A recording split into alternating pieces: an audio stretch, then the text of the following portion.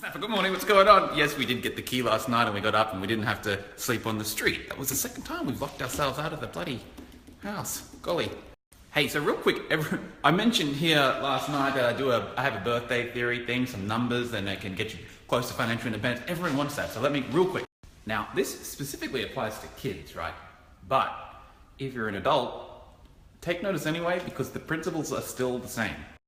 Step one, if you're a kid, you say to your mum and dad, I don't want presents anymore. I don't want presents. Why would I want presents? Give me the cash. I want the money. Give me money, money, money, money, money. How much money? Well, don't let them come up with a number. You come up with a number. You do a little bit of research. There's a couple of ways you can do it. You can go into your other years, your past birthdays, and see how much they spent on your presents. Or if you have siblings, price it up.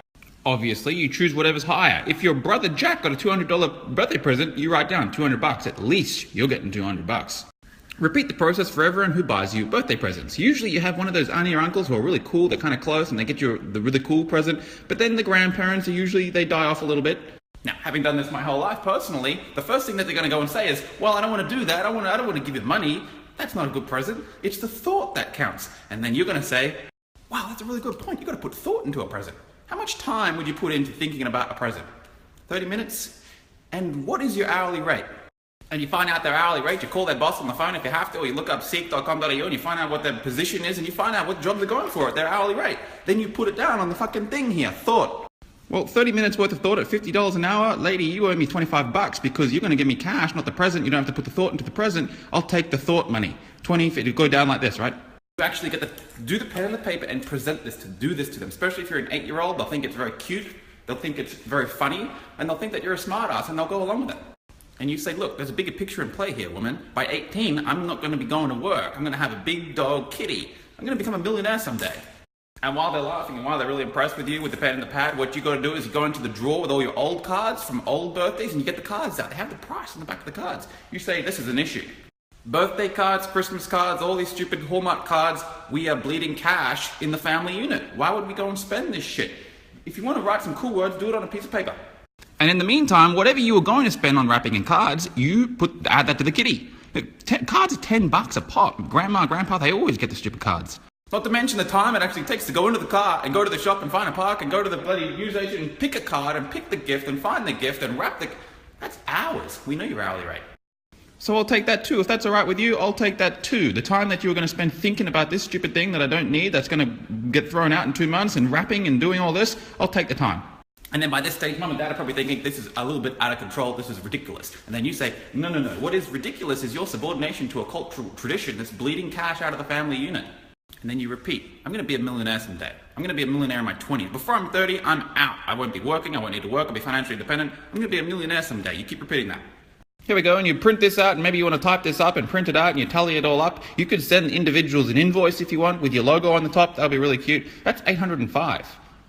Now, you go and duplicate this exact same process for Christmas, you got $1,610 coming in every year for doing nothing, for being creative and being cute.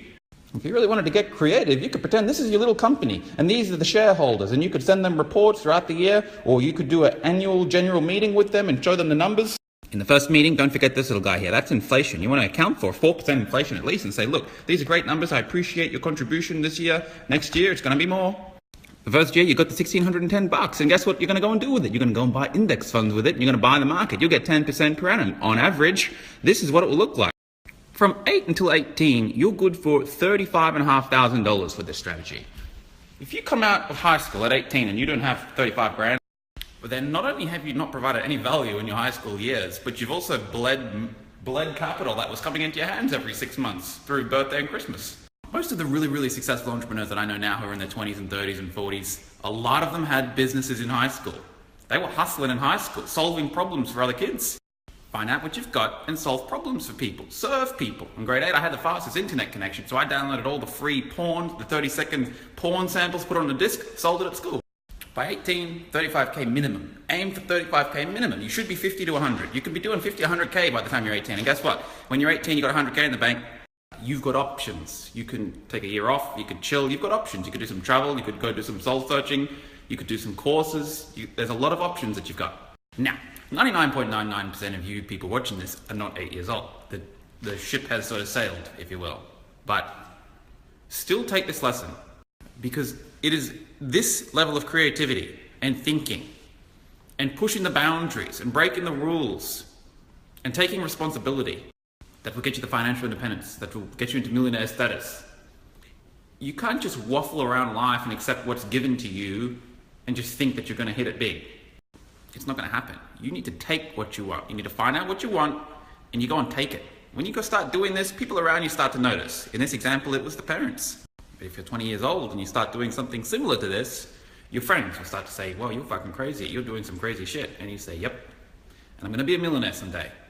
And when you start acting like a millionaire before you get there, people around you start to think, fuck, this motherfucker's going to be a millionaire someday. When you get brought up with that and surrounded with that, people who believe in you, people who can see that you're a sharp chicken, you will vibrate on millionaire, you'll believe in millionaire, and you will manifest millionaire. You will become a millionaire. If you're thinking this sharp, you'll be a millionaire before 30. Prove me wrong. I don't see how that could be possible if you're that smart. I hope you enjoyed today's little mini lesson on birthday and Christmas money. Let me know if you enjoyed it. It was a little bit out there, right? I mentioned fucking yesterday. It's a little bit out there, but you do what it takes.